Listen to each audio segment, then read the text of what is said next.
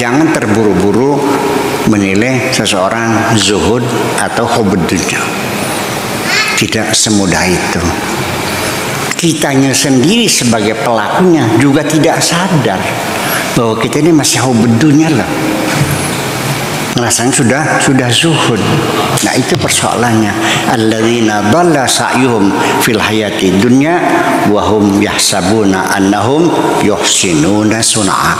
Di dunia tersesat tetapi dia merasa di dunia selalu berbuat baik. Ternyata kebaikannya adalah untuk dirinya, bukan untuk Tuhannya. Dan semuanya adalah kejahatan-kejahatan.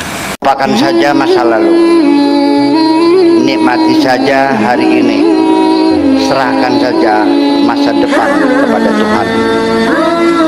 Dengan sebab engkau selalu meratapi masa lalu dan menakuti masa depan, engkau kehilangan kenikmatan hari ini.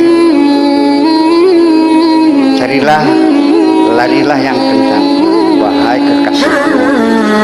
Jangan sering menoleh ke belakang, nanti engkau akan tertinggal. Kijang itu larinya lebih kencang dari macan, tetapi akhirnya tertangkap juga karena kijang terlalu sering menoleh ke belakang.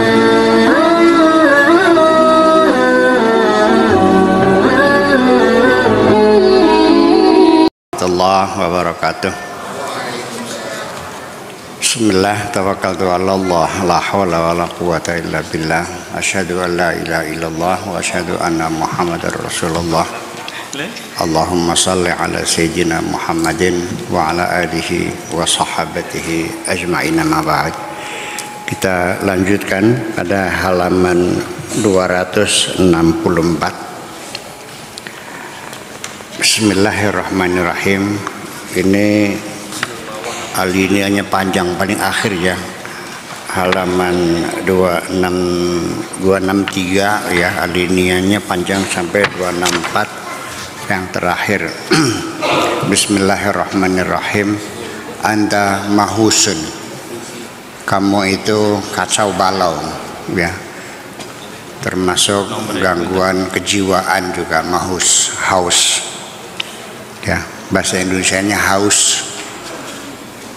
Jahilun, kamu bodoh ya, tidak tahu. Billahi azza wa jalla, kamu itu ngaco, kamu itu nggak paham, nggak ngerti, nggak kenal Gusti Allah azza wa jalla. Wa birusulihi, dan juga terhadap rusul-rusulnya. Wa auliyaihi, dan para walinya. Wa khawasihi, dan kepada orang-orang khususnya Allah ya, min khalqihi, dari makhluknya Allah. Kamu itu pikirannya ngaco, otaknya goblok, tidak kenal Allah, tidak kenal Rasul Allah, tidak kenal juga para wali Allah, dan juga tidak kenal orang-orang khususnya Allah sama sekali. Kalaupun ada, boro-boro kamu dukung, kamu bantu, malah kamu menghinakan, kamu mencaci maki, kamu membuli, kamu ya kan menjelek-jelekan. Itu yang terjadi seperti itu ya. Tadai az-zuhda, bukan diperbaiki, bukan tadahi ya, tadai ya, biasa dengan bahasa santun.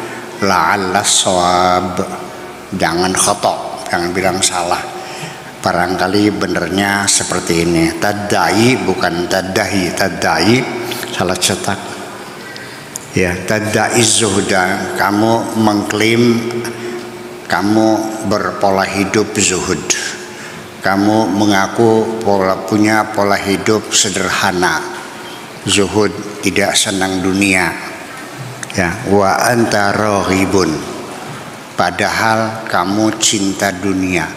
Ngakunya tidak cinta dunia, tapi nyatanya kamu tergila-gila kepada dunia. Ngakunya tidak senang dunia, tapi nyatanya kamu mencintai dunia. Terbalik. Nanti saya jelaskan mengapa terjadi demikian. Itu kita memang tidak tahu. Ada orang merasanya dia dermawan, padahal dia medit. Ada enggak? Ada enggak orang goblok ngerasanya pintar? Ada enggak? Ada enggak ibu-ibu perempuan yang tidak cantik ngerasanya cantik? Ngerasanya cantik padahal tidak cantik. Ada enggak? Nah, orang yang semacam ini kalau dia ngerasa pinter padahal dia bodoh, namanya kuminter. Ayo ngerasanya ayo padahal beli ayo arane gemayu. Iya. Itu terjadi. Kita sendiri tidak sadar bahwa kita ini kikir tuh. Perasaannya dermawan aja. Kita ini goblok, ngerasanya pinter aja. Iya. Wa antara ribun zuhduka zamanun la aqdam lahu. Ya, kezuhudanmu itu hanya sebagai klaim saja yang sifatnya temporer, ya, angot-angotan. La aqdam lahu yang tidak punya kaki, artinya tidak bisa melangkah lebih maju lagi. Kullu rugbatika fid dunya, semua cita-citamu, keinginanmu hanya ingin mendapatkan dunia. Segala cita-citamu di dunia hanya ingin kaya, ingin banyak harta, itu saja. Tidak pernah ingin bahagia, tidak pernah ingin selamat dunia akhirat, enggak. Pokoknya senang dunia. Wal khalq, dan juga mendapat pengakuan dari makhluk Allah, dari sesama manusia. La rughbata laka fi rabbika azza wa jalla. Sama sekali kamu tidak punya keinginan, tidak punya rasa cinta kepada Tuhanmu. Raghiba fi artinya mencintai. Kamu sama sekali tidak pernah mencintai Tuhanmu azza wa jalla. Jadi artinya kita seringkali salah paham dalam diri kita sendiri. Kita mungkin pinter menilai orang. Ini cantik, ini jelek, ini pinter, ini goblok, ini dermawan, ini kikir, ini pemberani, ini penakut. Kita menilai orang mungkin bisa. Tapi ketika menilai diri sendiri, kita mengalami kesulitan.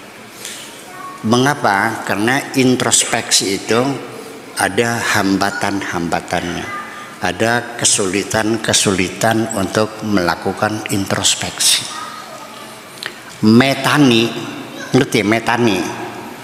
Mencari kutu di kepala orang, karena metani. Bahasa Indonesianya nggak tahu. Mencari kutu, ya, mencari kutu orang gampang. Tapi mencari kutu di kepala sendiri tidak mudah. Itulah introspeksi itu ada hambatan dan kesulitannya.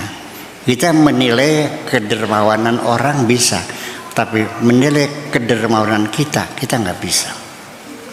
Apakah kita pemberani atau kita pengecut?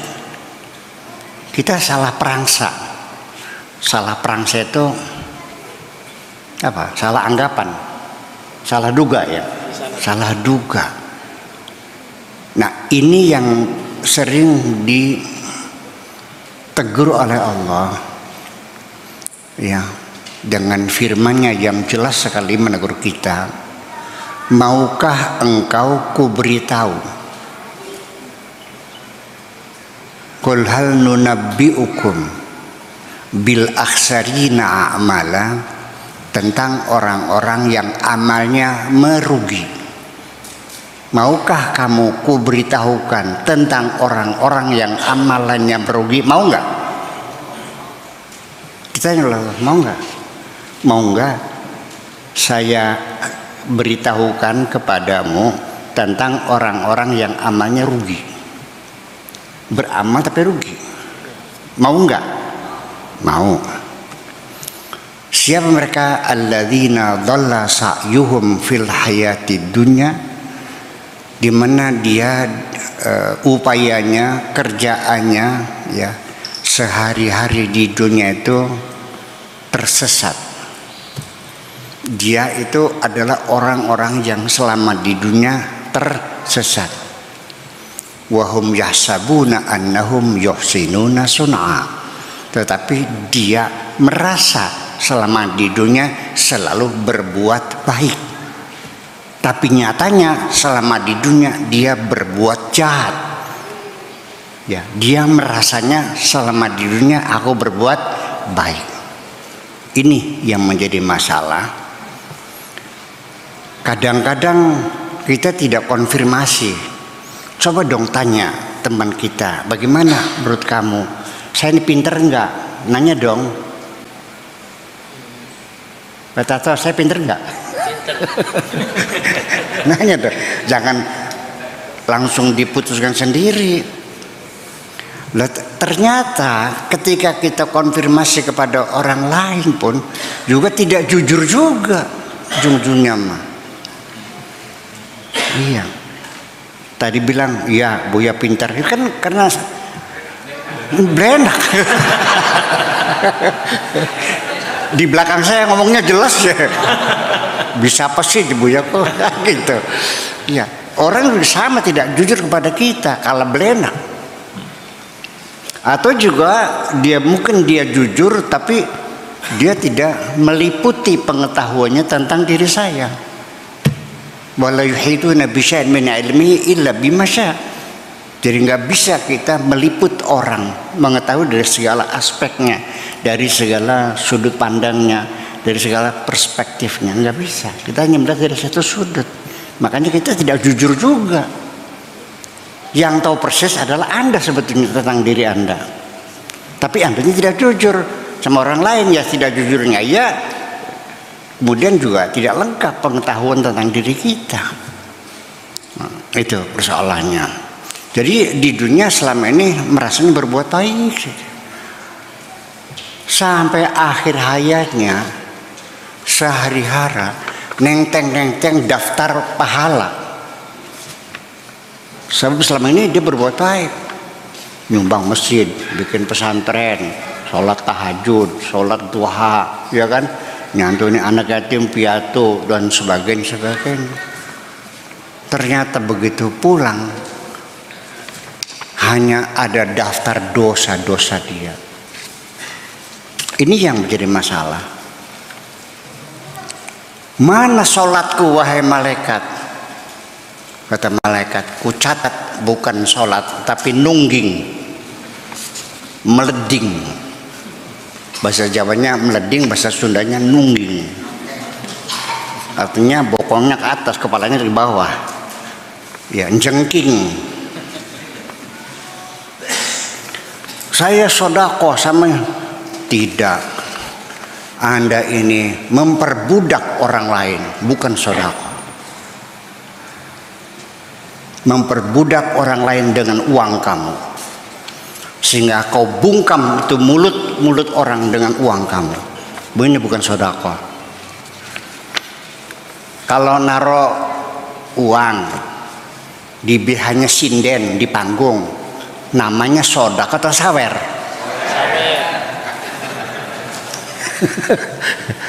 Setiap hari semua kebaikan-kebaikanmu tidak untuk Allah tapi untuk dirimu sendiri. Sedih nggak? Anda pulang kepada Allah, begitu melihat realita, ternyata selama di dunia yang kau lakukan hanyalah kejahatan dan kejahatan. Ya,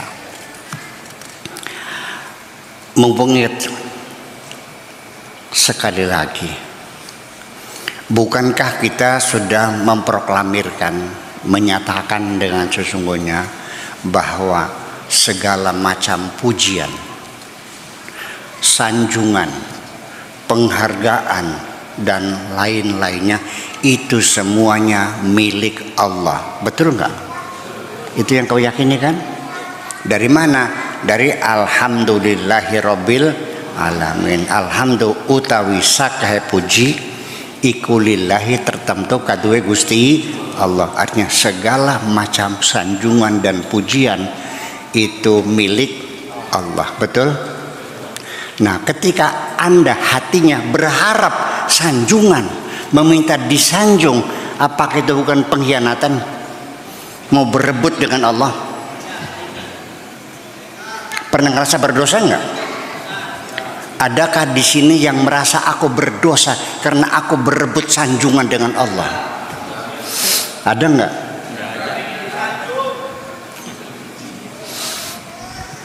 Nah, selama ini Anda tidak pernah memasukkan berebut sanjungan dengan Allah sebagai dosa. Anda tidak memasukkan dalam daftar berebut sanjungan dengan Allah, tidak masuk dalam daftar dosa. Jadi selama ini Anda tidak sadar. Begitu orang yang kita baiki, kita tolong, dia tidak mau menuruti apa yang kita inginkan, kita mengungkit-ungkit kebaikan kita. Betul enggak? Sudah lupa Anda dulu waktu Anda melarat 5 tahun kamu itu ikut makan sama saya, koplok kamu tuh. Anda menuntut penghargaan dari orang dengan kebaikan Anda. Berarti Anda manipulasi penghormatan kepada Allah. Ini artinya, makanya Syekh Abdul Qadir Jailani, anta mahusun, anta jahilun, kamu tuh goblok, kamu tuh ngacau otaknya, ada gangguan psikologis Anda nih, nggak sadar. Itu maksudnya, ngerasanya zuhud. Ada orang tamu kepada saya, datang ke rumah, mobilnya ada Camry, ya, ada Mercy, ya, ada apa lagi? BMW seri 5, BMW seri 7. Begitu dia keluar dari rumah saya, lihat mobil, ini zuhud nih, ini sini zuhud ini zuhud. Saya bilang iya. Ini zuhud. Dia benar. Buya Sakur tuh ngaku zuhud. Masa orang zuhud mobilnya BMW seri 7, Mercy? Ya, di sini sangat tipis sekali beda orang zuhud dan orang yang hubud dunia. Tidak bisa dengan selayang pandang, sekilas pintas, perlu diteliti berlama-lama. Anda bisa tahu orang ini zuhud atau orang ini hubud dunia. Mungkin saja seseorang merasa dirinya zuhud, zahid, jamaknya zuhad, hidup pola sederhana, makan seadanya, makan dengan tempe saja, atau dengan kecap saja, atau dengan kepala ikan asin saja. Ya, dia syukuri, ya zuhud. Sangat tipis sekali. Mungkin Anda sering menilai ada orang yang punya semangat tinggi, profesional, punya high skill, dengan gaji yang tinggi, ya, dia bekerja berangkat pagi pulang malam, berangkat pagi pulang malam, ya, bisa beli mobil, bisa beli rumah, hidupnya kaya raya, setiap hari cari duit. Anda dengan cepat mengatakan orang gila dunia, hubud dunia. Betul nggak? Pulang pagi berangkat pagi pulang malam setiap hari, tiap hari ngitungin duitnya. Kebudunya bukan, belum selesai, itu masih dalam proses, belum selesai. Untuk menilai orang itu zuhud atau hubudunya, nanti terakhir setelah jadi uang dan uang sudah ada di kantongnya, baru kita lihat untuk apa uangnya itu. Ternyata uangnya dibagikan kepada janda-janda yang tua, pada orang-orang jompo, dibagikan sama anak-anak yatim, dibagikan ke pesantren-pesantren, ke musola-musola, ke tempat-tempat ibadah yang lain.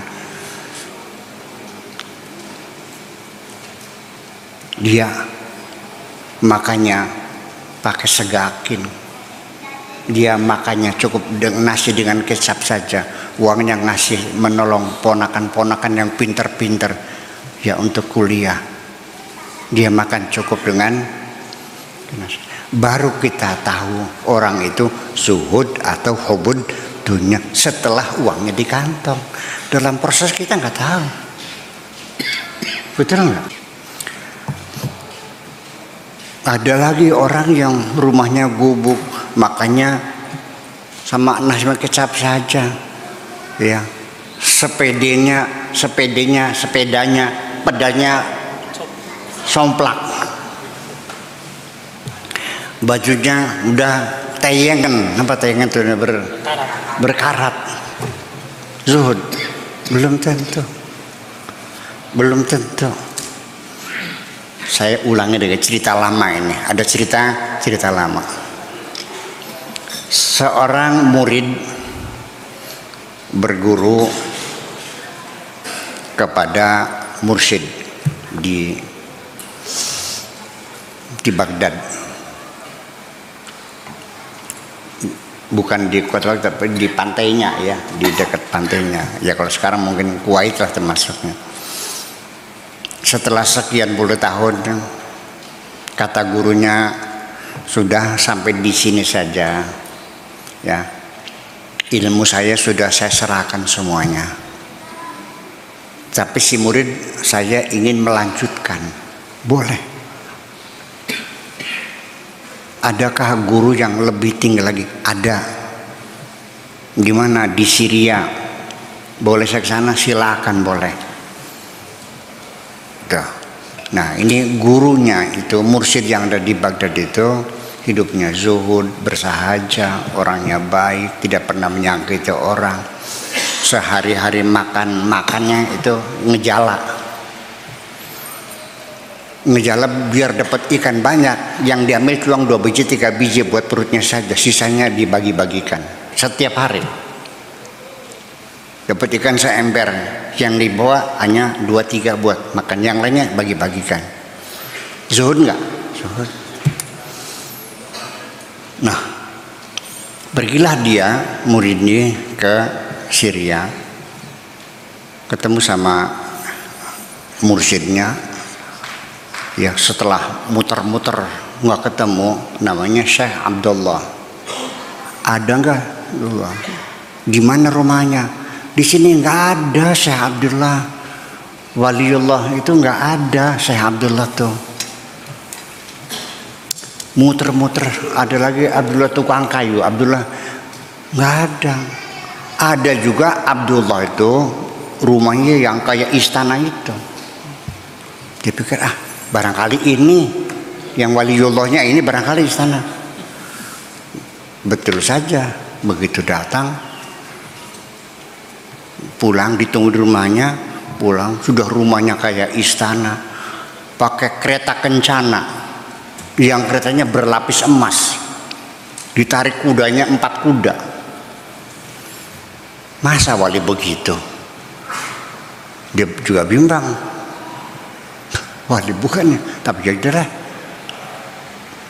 sampean Abdullah. Iya, saya Abdullah.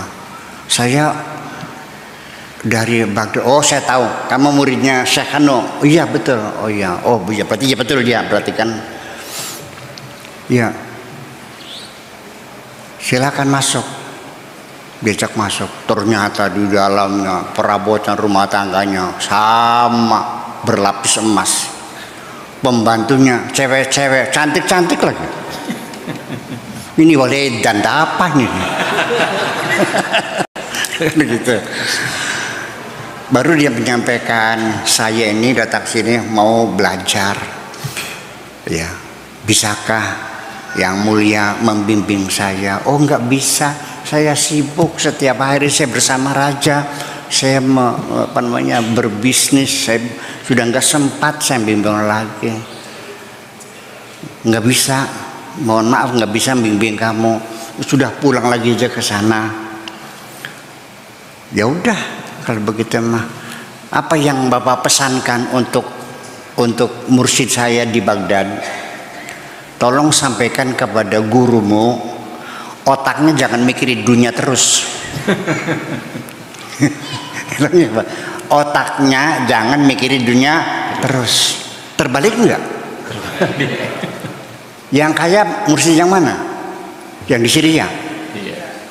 Yang di Irak orangnya kaya enggak? Enggak. Yang otaknya mikirin dunia yang mana? Iya. Yang tiap hari yang nyala itu.